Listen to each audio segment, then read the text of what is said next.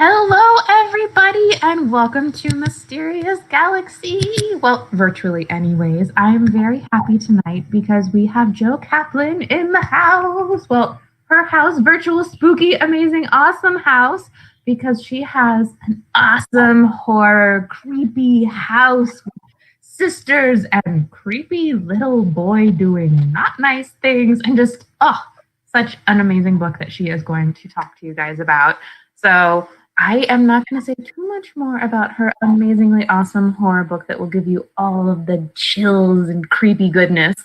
But before she goes ahead and gets started, I wanted to let you know two important things. As you will see, there is the chat section to this side of my screen, hopefully your screen too. That is just our general chat for the event.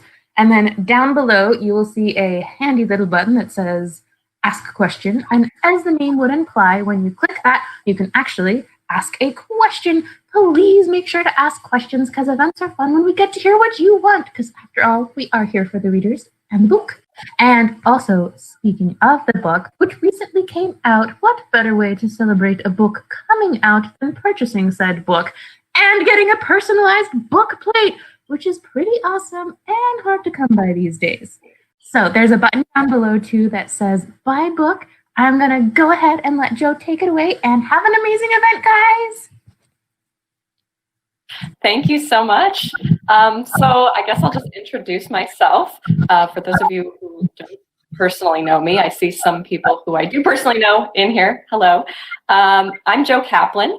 I have had more than 20 stories published in venues like Black Static, Nightmare Magazine, Fireside Fiction, and Visterion. I am a Midwesterner turned Los Angeles transplant, and I currently teach English here at Glendale Community College right here in LA. And I'm so excited to be here, to have you here to talk about my book, I'm so excited to be in my living room. Welcome to my living room. It doesn't always have a spider web backdrop, but I do always have that skull nearby. So I'm really excited to talk about my book, which actually just came out 2 days ago. So here it is right here. It will just be us. It came out on September 8th. It Will Just Be Us is about two sisters who grew up in a haunted house, a rambling old mansion on the edge of a swamp. But it's haunted not by typical ghosts, but rather echoes of the past that replay themselves over and over in the house. So Sam is living at home with her mother when her heavily pregnant sister Elizabeth moves back in after a fight with her husband. This is when Sam starts to see a new ghost in the house, or rather an echo, that she hasn't seen before. A faceless boy who terrorizes everyone around him. With her sister and mother distracted with the pregnancy and the baby, it will be up to Sam to figure out who the boy is before he destroys their family. So, as she mentioned with that lovely little introduction, it's a book about the two sisters, and it's kind of funny how fiction and real life line up. I'm trying to figure out which one inspired, which one came first. But I actually wrote this book when my sister was pregnant with her first child, which turned out to be a boy. And of course, Sam, our protagonist in the book, her sister Elizabeth is pregnant with her first child, which turns out to be a boy. And both of their names start with J. So there's just some funny coincidences that happened that converged when I was writing this book. So perhaps some of that inspiration came from real life and, thinking about what's scary about pregnancy and, what is this, who is this child going to grow up to be? There's always that question, I think. Luckily, my nephew is absolutely wonderful. So that kind of gives you a little bit about what the book is about. It's definitely a Gothic style novel, haunted house novel. I wanted to do something a little bit different than just your typical ghosts. So that's why we have kind of this funky thing that happens with time in the book. So as I mentioned, the ghosts are really these echoes that we see kind of coming back again, just kind of replaying history. But this new ghost, this little faceless boy, he's different. So what I'd like to do is read a little bit from the book. I'll do a little reading, and then afterwards, if you have any questions, we can do a Q&A. And what I really wanted to start with is the very beginning, which seems like a good place to start. I just want to read the first couple of paragraphs, which I think really kind of set the tone of the book. It sets up the house itself and the setting, and kind of gives you a feel of the voice of our narrator, Sam Wakefield. So here's just the very beginning, part 1, chapter 1, just the first couple of paragraphs. In Wakefield Manor, a decaying ancestral mansion brooding on the edge of the great Dismal swamp in Virginia, there is a locked room. For years it has been inaccessible, closing out from the world all the aborted secrets stilled in its dormant womb. After climbing the main staircase that curves up through the house like a twisted spine, you'll find a hallway with striped and long-faded Viridian wallpaper that evokes algae-choked sea foam. On the 3rd floor, you'll pass a linen closet, a disused nursery, a bathroom with a cracked clawfoot tub, and a wood-beamed room inhabited by broken furniture draped in white sheets. Then the hall narrows and turns a corner, its high ceiling webbed in shadow, and you are faced with a windowless passage, at the end of which lies the heavy door of distressed mahogany, and whatever lies beyond it. What I have imagined must live in this locked room, if anything can indeed be said to live there at all, are the agonies of ghostly lives playing out on a dusty stage, the callous whispers of betrayal and the succor of revenge. Creatures ineffable and unfamiliar as a lamprey must be to an amoeba, not merely vast, but vastly alien, having come from either the distant past or the impenetrable future, or otherwise a black hole that invites the earth to leap inside to its death. These wonders have occupied me with indelible curiosity, and, I will admit, a long-standing dread of the end of the 3rd floor hallway. So that's just the very opening, and we kind of continue from there, and that's when Sam's sister shows back up, Elizabeth. And we get a bit more of that, but I'm actually going to jump ahead, pretty far ahead, for the main section that I want to read from tonight. If you already have the book and you want to follow along, I'm actually jumping ahead to page 55. This is from chapter 4. There's a little section here where we get a bit more of the relationship between Sam and Elizabeth, and we get some nice little creepiness, and we also get a sense of the family, the Wakefield family, which is Sam, her sister Elizabeth, and their mother Agnes, and kind of their all relationships with each other, as well as how they interact with this town. They live in a very small town. It's a made-up town called Shadydale, but it's on the edge of the very real Great Dismal Swamp in Virginia. So I'm going to start back up on page 55.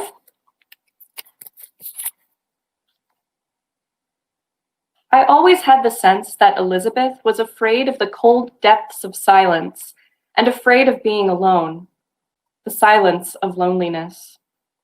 She has always tried to fill the world with bright sounds, sought out distractions, noise, delightful chaos. Her most memorable rebellion against the eternal tomb-like quietude of Wakefield Manor came when she was 13, loud, talkative, restless. She brought home a yard sale mint green Fender Strat, a junky guitar with warped strings she did not know to replace, and pick scratches from unrestrained clumsy strumming.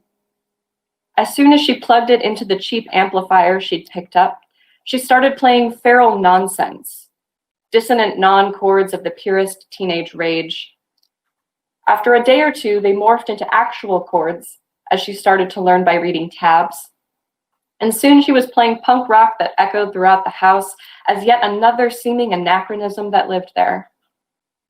No surprise, then, that the screaming guitar and its unholy choir of demonic chords sent my mother into a towering drunken temper. I remember hearing her footsteps overhead and the pounding on Elizabeth's door and her shouts, "Do you want to hear this noise the rest of your life?" Then more shouting on either end, until there was a door slam and the cold, ringing, uncertain silence that hovers in the wake of a fight. The next day, when we got home from school, me with a dandelion tucked into my hair for good luck, and she sulking her way from the bus stop with a backpack slung over one slouched shoulder, a posture that later put her at risk of scoliosis, we came into the house to find a little girl peering anxiously out the windows, which I knew from photo albums was a younger version of our mother. The real one, the current one, was nowhere to be found. "Who cares?" said Elizabeth scathingly, still annoyed with her, yet simultaneously displaying something other than mere annoyance, something I did not recognize then. Whatever veiled emotions recoil within a teenager whose mother frequently yells admonishments at her over a glass of something opaque. I recognized this reaction much later when this memory returned to wander through the house, and I had the opportunity to study it from the outside, to study the childish carelessness and the complex succession of rancor, hurt, and regret that passed fleetingly across my sister's face with all the whispery impermanence of a hummingbird's wings, and to understand the truth behind our behavior. Eventually, we found our mother in Elizabeth's bedroom. Well, I should say Elizabeth found her. She had run upstairs to her room while I deliberately counted my steps, as I was fixated on counting at the time, and there were certain magical numbers I had to reach in my counting if I wanted good fortune. In particular, 7, 11, and 21. I had just reached 9, counting my steps on the way up the stairs and having pocketed 7 for later magic, when I heard the thump of Elizabeth's backpack hitting the floor and a wordless shriek that sent me racing up the rest of the way in a flurry of curiosity. I found Mother sitting on Elizabeth's princess bed, the sorry guitar flat on her lap. Each of the strings had been removed, tied into terrifying metal knots, and cast onto the floor. As children, we were shocked and appalled at the defacing of the guitar, but really it wasn't as though she'd smashed it into pieces or damaged it irrevocably. If only we had known how easy it was to change strings, or known, in fact, that guitarists change their strings all the time. Strings get old, after all. They lose their vibrancy, they fray. Old strings sound like the muted voices of damned souls, whose cries you can only hear coming up through the floor vents. And those strings were old. Imagine one of them snapping in Elizabeth's face the next time she put the full force of her teenage fury into her strumming. It might take out an eye. "How could you?" Elizabeth shouted. Agnes picked up her drink and smiled.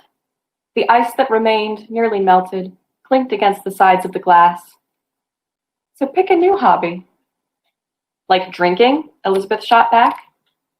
She did pick a new hobby shortly thereafter, in fact, and one that seemed at odds with her brief foray into the rebel punk life: ballet.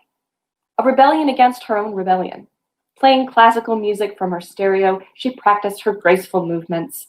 Sometimes, though, when Agnes had vanished into the house or into her own head, Elizabeth played her punk CDs and danced a dizzying melange of ballet and the frenetic energy of crunching guitars, a paradoxical art. It was only much later, when she was older and more sensible, that she realized the very best rebellion against our peculiar family was to become, in fact, a terribly sensible, down-to-earth, and altogether normal human being. I digress. My mother held out her glass, taunting. "Go on, then. Give it a taste so we can see if this is the hobby for you." Elizabeth knew better than to take the glass, but she didn't know better than to knock it out of Mother's hand, where it thudded and spilled its contents over the floor, the room erupting in the acrid smell of alcohol. The sound of a slap left a bright handprint on Elizabeth's cheek. She and my mother both looked momentarily stunned, and then Elizabeth shouted, "I hate you!" She swiveled, but my mother reached out, grabbed her arms as she thrashed away, and held her fast, making crude attempts at apologies. Elizabeth struggled, shouting, "I hate you," through her tears. They were retreating from me now, but it was only because I was backing away from the room, away from the shouting, my hands over my ears. I told myself I could not hear them. I closed my eyes so I could not see them either, but I nearly tripped over one of the knotted strings cast onto the floor, tied like a soft pretzel.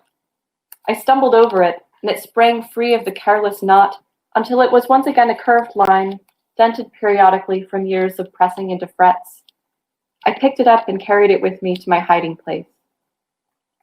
I was there for hours, hiding among the white sheeted shapes of old furniture, playing with the steel string. Beyond the arched window, the sun set, plunged me into nightfall. No one came to find me. No one called me down for dinner. My stomach grumbled, and I crawled out from under the sheet covering an old piano, accidentally taking it with me in a plume of dust. The ancient piano, with its yellowing keys, grinned back as the falling sheet plinked out a few sour notes. Worried that Mother had heard, that she would come yell at me for my music too, I threw the sheet back over the piano and crept out of the room, peering around for any sign of her. The hall was dark with dusk. No one was in the kitchen. I was hungry, but I didn't know how to cook anything, not really, so I went looking in my mother's favorite drinking spots. In the lightless parlor, I saw someone sitting on a chair against the far wall. "Mother?" I called out. "I'm hungry. Can we eat now?" She didn't respond. "Please?" I stumbled around, feeling the wall. "Can you turn on the light?" She was laughing, low in the back of her throat, a terrible old chuckle, and suddenly I thought, this is not my mother. Instead of searching for the light switch, I fell back against a curtain and dragged it open, filling the room with uneasy twilight. She sat in a wheelchair, an old woman, older than my mother, with black X's where her eyes should be. Her hands were plagued by fingers bent and crooked as if broken and allowed to heal at contorted angles, and though her lips were sealed shut, she was laughing still, that dark chuckle behind closed lips. Gray wisps of hair wilted against her gaunt face. Her feet were bare, wrinkled, calloused. She was missing several toes. A scream rose in my throat, trapped behind my tonsils. I ran from the room, bumping into walls. A stiff old portrait fell down when I slammed against it, landing sideways in its gilt frame, staring up at me from the floor. Scrambling away, I darted around the corner of the hall, my breath hitching fast, and I ran right into a warm, solid shape, which wrapped its arms around me. "Samantha, what has gotten into you?" It was my mother, and I clutched her house robe, pressed my face into it, inhaled her sharp, oaky scent. "There was an old woman," I moaned into her clothes. She ripped me away, bent down, saw the guitar string I was still clutching in my fist. "This isn't a toy," she snapped, pulling the string from my hand. From the parlor came a creak like rusty wheels, and the string slipped out of my mother's grasp. She sighed. "Throw that away and go to your room," she told me. I peel myself away from the past. That was then. I am not a child anymore. I remember standing there, though, my heart racing, thinking there were things in this house I didn't understand, things that maybe I didn't want to understand. I would have to take the long way around to the staircase, too afraid to pass the parlor, too afraid at the moment even to look up from the floor. My eyes were locked on the fallen guitar string, a line that seemed to divide the past from the future that existed somewhere in between. Elizabeth never believed me about the old woman. I guess it isn't a surprise that she doesn't believe me about Julian either. But that old fear comes back to me now when I think of him. The fear of what might be lurking in the shadows of this house. It is a fear hard to shake, with autumn dragging daylight away sooner and sooner, night encroaching on us in the afternoon, and earlier still within the curtained, closed-up house. Even out of the house, though, the uneasy feeling follows me. It doesn't help that it's been raining. A storm has blundered through town, carelessly throwing branches to and fro and driving insistently against the roof of my car. It crashed into existence just as I was making my way home from teaching, stretching the 40-odd-minute drive to more than an hour as I crept through the deluge. The rain puts me in mind of myths and legends, of ghosts and witches. All I want is to go home, but first I have to stop in Shadydale to pick up eggs and coffee.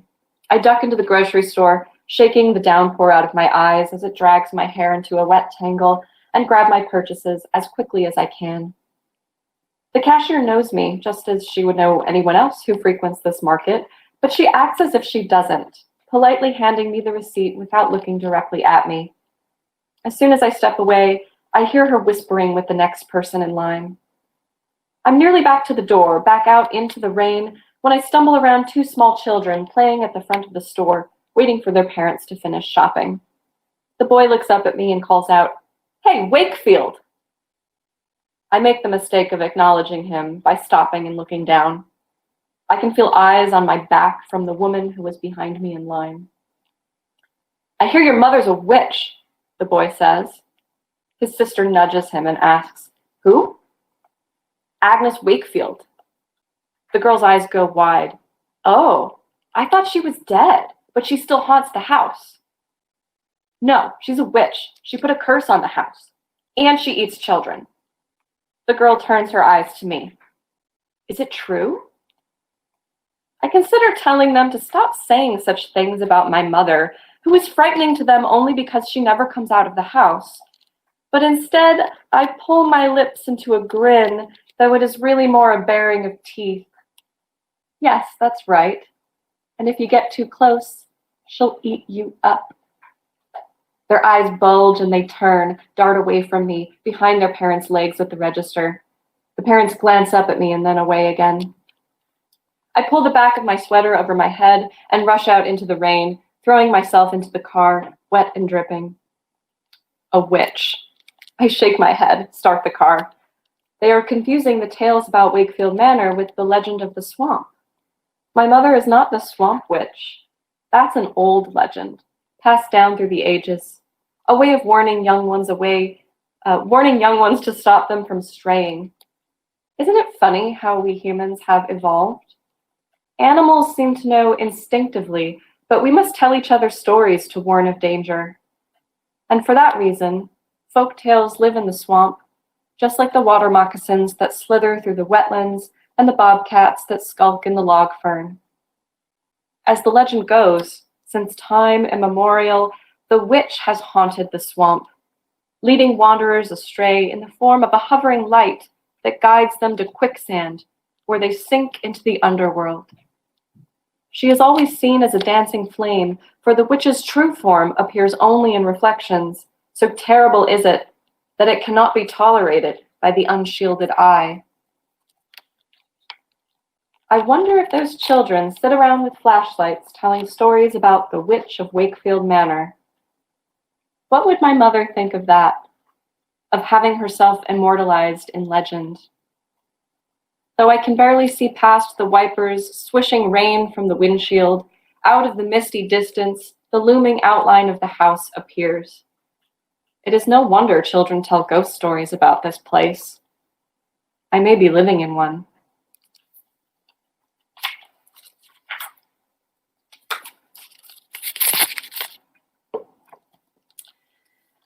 So I hope that section that I just read from chapter 4 gives you kind of a sense of the book without actually giving too much away. I didn't want to spoil anything. So I chose that section because I think it really gives us a sense of the family and their relationships, which are very obviously fraught relationships. There's a lot of tension in between the sisters, and of course with the mother as well. Because they've really had to navigate their whole lives in this haunted house together, experiencing these uncontrollable echoes of the past that come back again and again, and that come back without warning. So Sam is pretty used to seeing these echoes, but even she can get caught off guard, such as when she's a kid and she sees the creepy woman sitting in the parlor. That really scares her, because you just never know when one of these ghosts or echoes will appear, and you can't really banish them. They just sort of appear at will and kind of play themselves out until they dissipate again. And typically you can't interact with them either, so you kind of just are bearing witness to what's happening, or rather what happened in the house at some previous point. And we go back and we actually get some history. We get some echoes of the Wakefields of the 19th century, who we get a little bit of their story. One of the most interesting things that I learned when I was researching for this book was, so I was looking into the Great Dismal Swamp. As I mentioned, that is actually a real place. It initially drew me because of the name. I mean, you can't go wrong with something like the Great Dismal Swamp. I was like, that can't be a real thing. So I started researching it, and I discovered that it's much more than kind of a spooky name. Actually, escaped slaves would created communities inside of the swamp. And the swamp was so treacherous and so dangerous that the idea was no one was going to come into the swamp after them to try to recapture them back into slavery. So it was this really interesting dynamic of a place that's so dangerous that it paradoxically became the place where they could be free, where they could free themselves. So we end up getting a little backstory of some of the previous Wakefields of the 19th century. And there's a family of escaped slaves who we meet as well, who venture into the swamp and sort of bring us closer to this story of the swamp witch. So I hope you enjoyed the reading, and I'm happy to start the Q&A if there are any specific questions. Let me see. Oh, actually, I do see. Okay. This is my first time with Crowdcast, so now I see the questions coming up. Okay. So let's see. My first question is, what was the first horror story that had, oh gosh, no, they're moving. Is there any way to keep them in order? Okay. So I'm just popping in real quick. Thanks. When people vote on the questions, they'll move up. So that's why they're shifting on you. Once you answer the question, though, I'll take it away and it'll go into the answered box.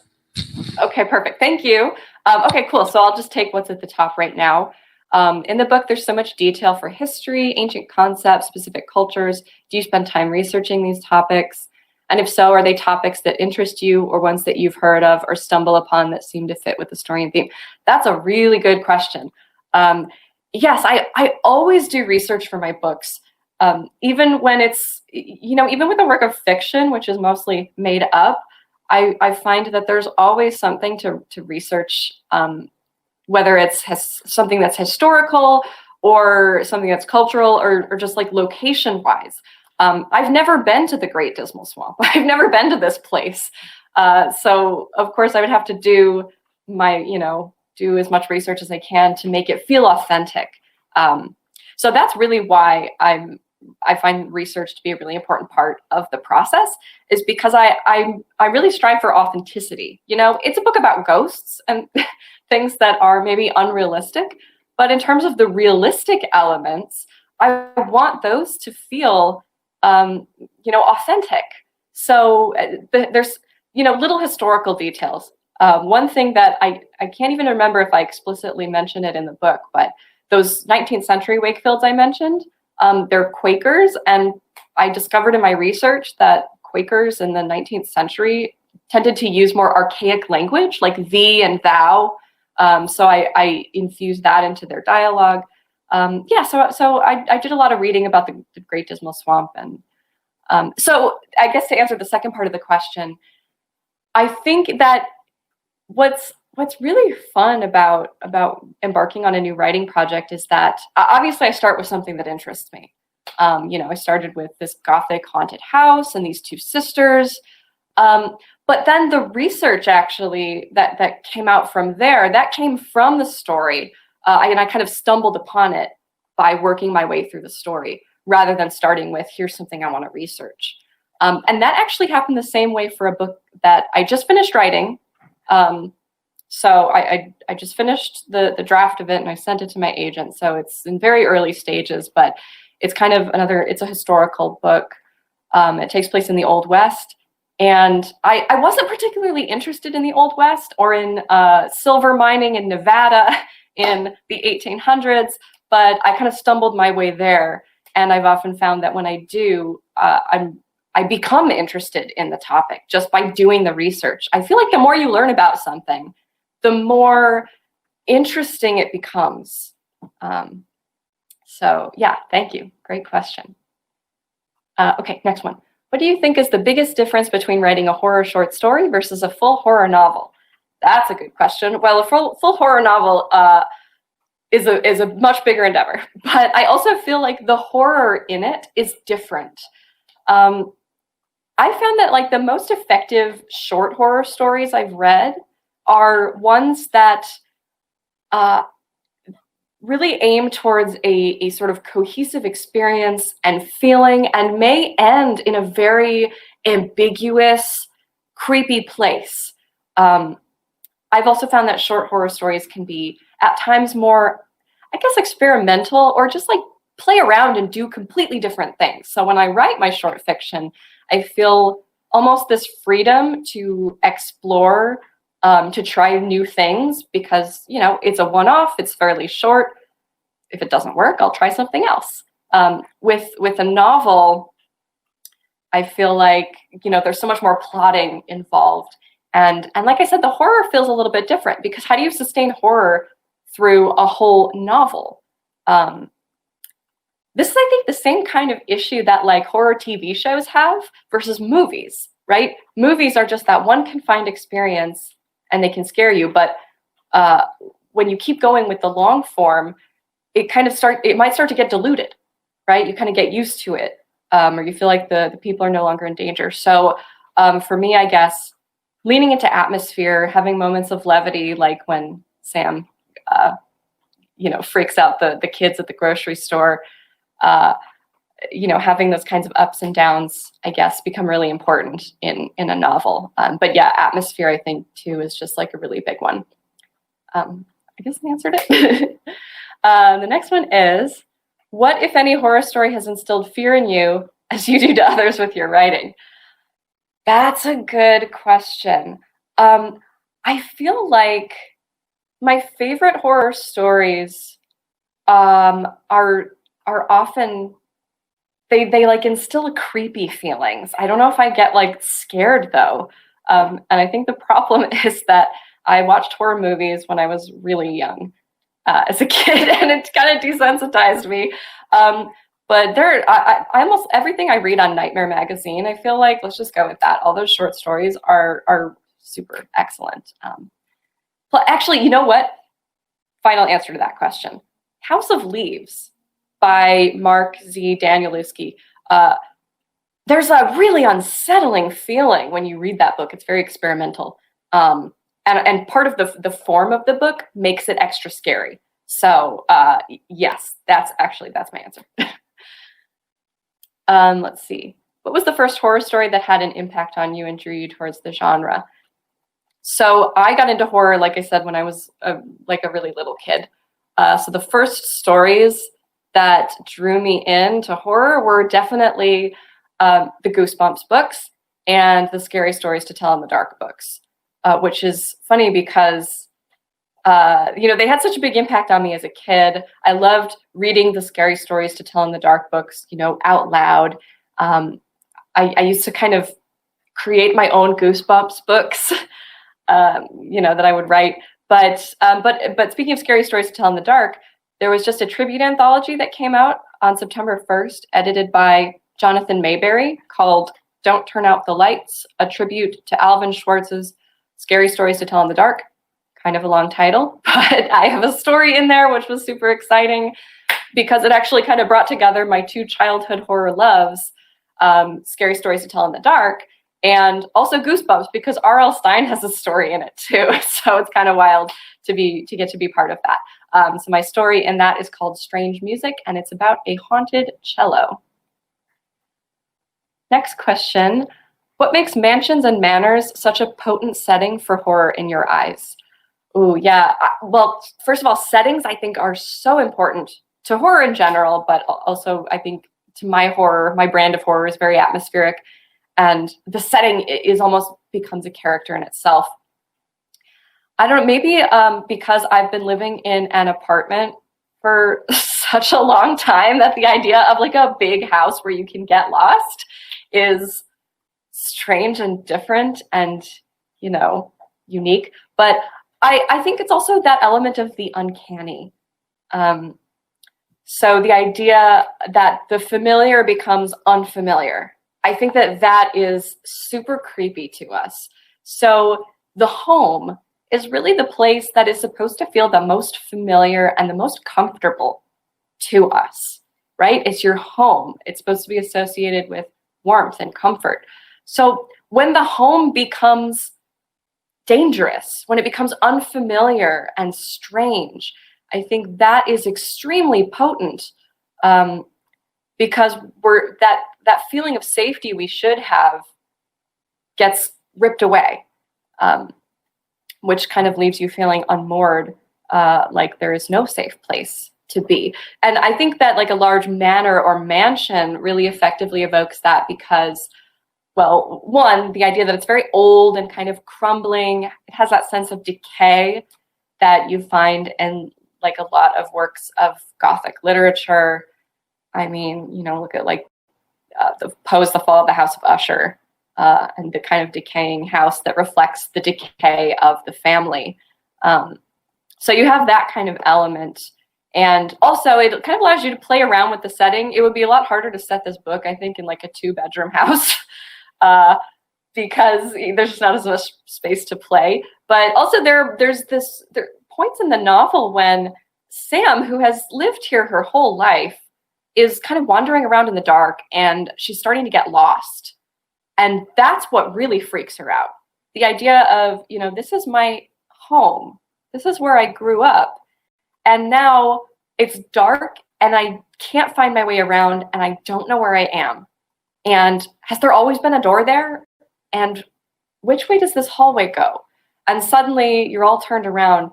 And so getting to play with that element of, of the uncanny and that familiar become unfamiliar, I think was a really important part of the book, also thematically, because, the other big part of the book is the child. And that's another thing that should be familiar and safe and, your child or your sister's child that getting brought into the world. But there's also this fear in the book of what happens if there's something wrong with that kid? What happens if whatever he grows up into is not what we're hoping or expecting? I hope that doesn't give too much away.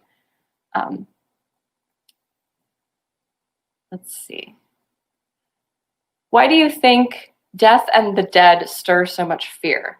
That is such a core feature in many horror stories. I guess part of that I think is just our fear of dying. I've found that a lot of horror in dealing with death sort of becomes like a way of vicariously experiencing that, but in a safe setting. It's really hard to grapple with our own mortality and thinking, I'm going to die someday. We don't want to think about that. But horror almost becomes safe in the sense that it allows you to kind of work through that fear again, like, vicariously through these characters, through something else. So I guess it's the opposite of the question, because that's saying, this is why it's almost a positive thing. But yeah, there's a lot of fear in that, and like reminders of our own mortality, like the memento mori. I think has the biggest, it maybe instills the biggest amount of fear for us too, because as H.P. Lovecraft said, fear is the strongest emotion of mankind, and fear of the unknown is the strongest kind of fear. That may not be the exact quote, but it's something like that. So it's fear of the unknown. That's really what it is. I think it's more fear that we don't know what happens when we die, and we can't know. And so we get, ghosts, and we get things that are like, again, that kind of uncanny, that coming back from the dead, things that are, or creatures that are both alive and dead, to maybe try to make sense of that. But it's always the unknown. And I think that sense and that fear of the unknown kind of drives Sam in the book, in the sense that she wants to discover the unknown. She wants to figure out what happened in the house. And she's also very much invested in the future and understanding what's going to happen, because that's another big unknown. We don't know what's going to happen tomorrow or next week. Hopefully the pandemic will end. We don't know. But, since we're talking about death, I bring out my nice little skull here here's my memento mori. It's beautiful. He's my friend. Alas, poor Yorick. Let's see. What was the hardest part of this book to write, and which part brought you the most joy? The hardest part, I think that the hardest part for me is actually just always the middle, the middle section of any book. I feel like the beginning is usually really exciting, and I start it with a lot of momentum, right? Like, here we are, we're introducing everything. And then, of course, when you get like into the climax, that gets exciting again. So I think the hardest part for me is just always the middle section, and hard in the sense of trying to have development and balance that with, with things happening, but kind of those ups and downs of the plot. We can't just race straight towards the climax. I don't think that's as satisfying of a story. So I think that there are parts in this book that they get a little slow. It is a slow burn intentionally. It's a Gothic novel, but there are parts in the middle where we start to get actually like these diary entries, and we start to kind of learn different things about the house. So I think it was challenging just to figure out the right way to weave in all of that information to help build up our understanding. The part that brought me the most joy, probably the beginning and the end. I really loved also writing the story of the family of escaped slaves who go into the swamp. Their story, I was, something about it really drew me, and it just flew right out of my fingertips. So, let's see. What made you decide that the echoes, ghosts, would be more like viewing an image or movie of a moment instead of them directly interacting with Sam? I'm not sure where that idea initially came from.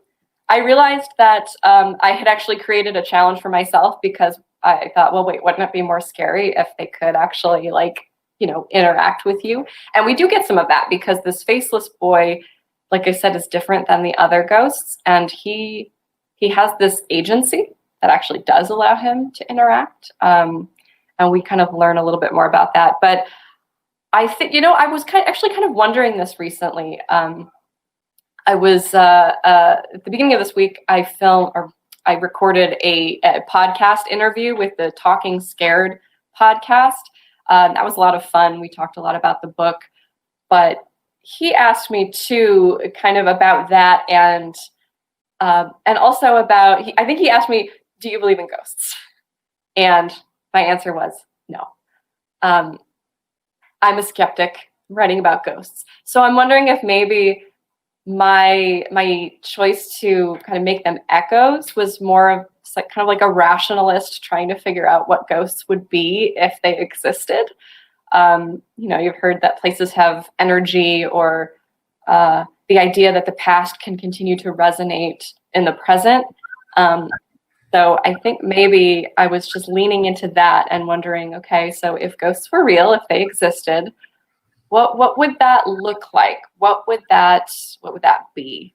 And I feel like that just made the most sense to me. Plus, it really, again, like I said, allowed me to play with time and with kind of moving back and forth in the timelines. And, I like stories that get kind of wonky and crazy with time and play with time. I'm just like utterly fascinated by that. And by things that just like play with our sense of reality. So much of the book too is just about perception, and Sam is not necessarily the most reliable narrator, so we may question her perception a little bit at times. And our sense of history is also perception, right? Is this what really happened? Is this the way it happened, or is this the way we remember it, the way we perceive it? There's a lot of, I think, ambiguity in that with the question of perception and reality. Are you really big on Halloween? How do you celebrate spooky season? I am really big on Halloween. I love it. I love it so much that a few years ago, my husband and I had a Halloween wedding. It was amazing. I just love the atmosphere. I'm an atmosphere person. I love the atmosphere of it. And I get a little bit less atmosphere here in Los Angeles, where it's blazing hot in October.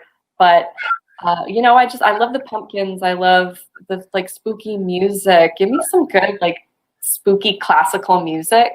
That puts me in the mood. Give me a good spooky movie, a nice drink, decorations. I love all of that. So, it's disappointing this year. Halloween is on a Saturday, and it's an extra hour long because it's daylight savings, and we're gonna be stuck at home. Oh yeah, you must be somewhere in the West or in California too, Matthew.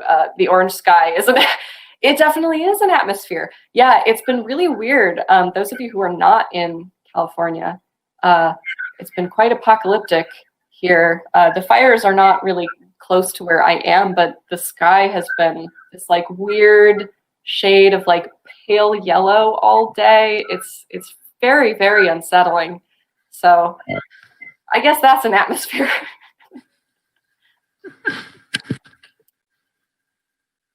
Well, I'm going to hop back on, Jo. It looks like those are the questions we have for the night. And I have to be the bad guy. We are at that time where it is time to wrap things up. But beforehand, I know you did mention it.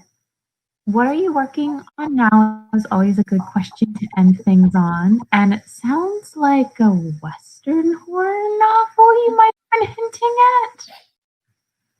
Yeah, so it's funny. I wouldn't really call it a Western. I mean, it is kind of. Anyway, so it takes place largely in the 1800s. So again, another situation where I realized I kind of worked myself into a situation where I had to do a lot of research because I didn't really know anything about the Old West. And again, I was really striving for authenticity. Not just like, what would I see if I put on a Western movie, but what would the experience actually be like? So the story is about a frontierswoman and her husband and their two kids who travel out to Nevada to a dusty little mining town, so her husband can get work as a miner. And in this town, people have been dying in a very mysterious, strange sort of way. And there may be something haunting or something in the mine. There's a question of, what's living in the depths of the mine. So I'm really excited about that book. And I haven't heard back from my agent yet, so I don't know what her thoughts are yet. Fingers crossed that she likes it. There's also kind of this weaving of different stories. So that's the main story. And there's a frame story that actually takes place in the near future, in sort of a post-climate apocalypse, where these two women are kind of escaping from a Los Angeles that has basically burned up and become uninhabitable. And they are traveling across the desert to try to get to the east, where they've heard it's more bearable. And they are searching for water, and they come upon this ghost town, and they decide to venture into the mine to see if there is water in there. Because many of them are kind of flooded. And that's when they come upon this diary of Lavinia Kane, the frontierswoman from the 1800s, and we get her story. So, yeah, I'm really excited about this one, but we'll see. We'll see what happens with it.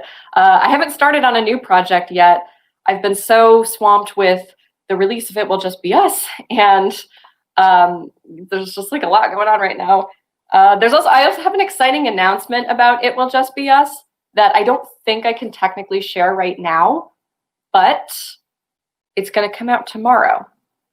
So if you follow me on social media, or you've got my website or anything, I'm sure I'll post it on there. There's an exciting announcement about the book that will be shared tomorrow, and that's all I can say for now.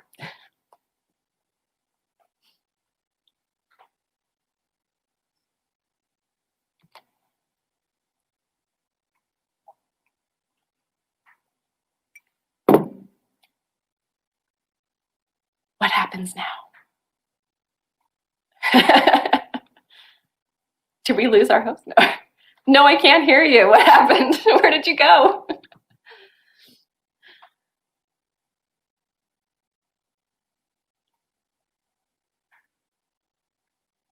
Mysterious Galaxy, we've lost you.